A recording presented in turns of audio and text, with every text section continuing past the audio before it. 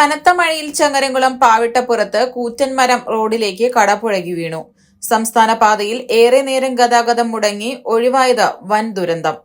കനത്ത മഴയിൽ ചങ്ങരംകുളം പാവിട്ടപ്പുറത്ത് പടുകൂറ്റൻ മരം സംസ്ഥാന പാതയിലേക്ക് വീണ് വൻ ദുരന്തം ഒഴിവായി. കുറ്റിപ്പുറം തൃശൂർ സംസ്ഥാന പാതയിൽ പാവിട്ടപ്പുറം മാങ്കുളത്താണ് കൂറ്റൻ മരം റോഡിലേക്ക് വീണത്. വെള്ളിയാഴ്ച കാലത്ത് 11 മണിയോടെയാണ് സംഭവം. തിരക്കേറിയ പാതയിൽ മരം വീഴുന്ന സമയത്ത് വാഹനങ്ങൾ എത്താതിരുന്നതുകൊണ്ടാണ് വലിയ അപകടം ഒഴിവായത്. അപകടത്തെ തുടർന്ന് സംസ്ഥാന പാതയിൽ 1 മണിക്കൂറോളം ഗതാഗതം മുടങ്ങി.